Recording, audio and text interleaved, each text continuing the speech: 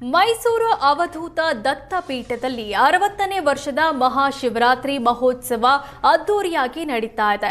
ಆಶ್ರಮದಲ್ಲಿ ಶಿವನಾಮ ಸ್ಮರಣೆ ಸಡಗರ ಮನೆ ಮಾಡಿದೆ.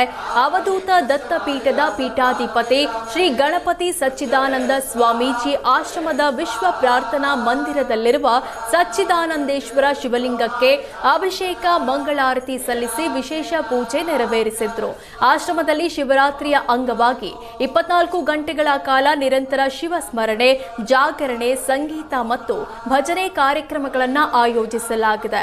ತಮಿಳುನಾಡಿನಿಂದ ಆಗಮಿಸಿರುವ ವಿಶೇಷ ಕಲಾವಿದರು ಪಂಚಭೂತಗಳಿಗೆ ಸಂಬಂಧಿಸಿದಂತೆ 11 ಬಗೆಯ ವಿಶೇಷ ಅಲಂಕಾರಗಳನ್ನು ಮಾಡಲಿದ್ದಾರೆ. ಭಕ್ತರ ಅನುಕೂಲಕ್ಕಾಗಿ ಒಳಗೆ ಮತ್ತು ಹೊರಗೆ ಎರಡೂ ಕಡೆ ಶಿವಲಿಂಗ ದರ್ಶನ ಮತ್ತು ಅಭಿಷೇಕಕ್ಕೆ ವ್ಯವಸ್ಥೆ ಕಲ್ಪಿಸಲಾಗಿದೆ.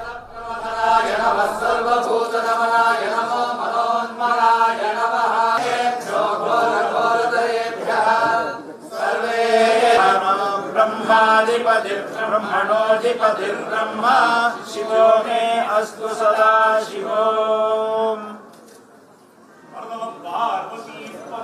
हर हर महादेव।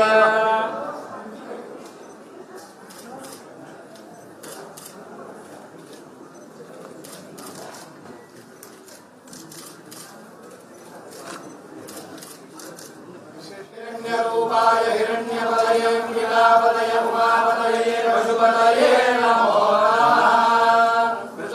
सत्यं परं ब्रह्म पुरुषः एते सहस्रमयुर्भाषावृत्योऽध्याय ಈ ಒಂದು ಶಿವನ ಹತ್ರ ಮಧ್ಯರಾತ್ರಿ 12 ಗಂಟೆ 1 ಗಂಟೆ ಒಳಗೆ ಬೆಣ್ಣೆ ಇಟ್ಟರೆ ನಿಜವಾಗೂ ತುಪ್ಪ ಥರ ಕರಗೋಗ್ಬಿಡುತ್ತೆ. ತುಪ್ಪ ಇಟ್ಟರೆ ಬೆಣ್ಣೆ ಥರ ಆಗಿಬಿಡ್ತದೆ. ಈ ಶಿವರಾತ್ರಿಯಲ್ಲಿ ನಾವು 24 ಗಂಟೆ ಕಾಲ ಶಿವಸ್ಮರಣೆಯನ್ನು ಮಾಡ್ತಾ ಇರೋದು. ಶಿವಸ್ಮರಣೆ ಮಾಡೋದ್ರಿಂದ ನಮ್ಮ ಜೀವನ ಸಾರ್ಥಕವಾಗುತ್ತೆ ಅಂತ ಹೇಳ್ತಾರೆ. ಶಿವಸ್ಮರಣೆ ಮಾಡೋದ್ರಿಂದ ನಮ್ಮ ಮನೆಯಲ್ಲಿ ಇರ್ತಕ್ಕಂಥ ಮಕ್ಕಳಿಗೆ ಮತ್ತು ದೊಡ್ಡವರಿಗೆ ಕೂಡ ಒಳ್ಳೆಯದು ಅಂತ ಹೇಳ್ತಾರೆ. ಪಂಚಭೂತಗಳಿಂದ ಉಂಟಾದ ಶಿವ ತತ್ವವು ಅದ್ಭುತವಾದಂಥ ಶಿವ ನಿರ್ವಿಕಾರ. ಶಿವನಿಗೆ ರೂಪ ಇಲ್ಲ ನೋಡಿ, ಅದಕ್ಕೆ ನಿರ್ವಿಕಾರ ಅಂದರೆ ಒಂದು ಬಿಂದು ರೂಪದಲ್ಲಿ ಇರ್ತಕ್ಕಂಥದ್ದು.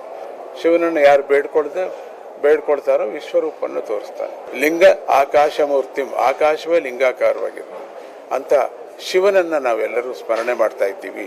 ಅಂಥ ಶಿವ ಸ್ವರೂಪನಾಗಿರೋ ಪರಮಾತ್ಮನು ಕಾಶಿಯಲ್ಲಿ ಯಾರು ಪ್ರಾಣ ಬಿಡ್ತು ಅಂದರೆ ಸಾಕ್ಷಾತ್ ಶಿವನೇ ಬಂದು ಅವ್ರ ಕಿವಿನಲ್ಲಿ ರಾಮ ಮಂತ್ರವನ್ನು ಹೇಳ್ತಾರೆ.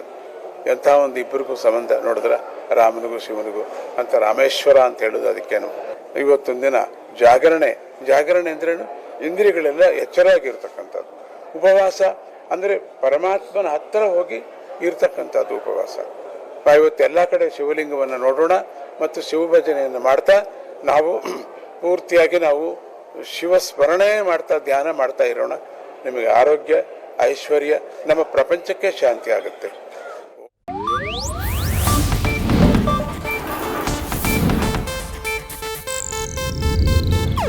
ಇದು ಏಷ್ಯಾನೆಟ್ ನ್ಯೂಸ್ ನೆಟ್ವರ್ಕ್ ಪ್ರಸ್ತುತಿ.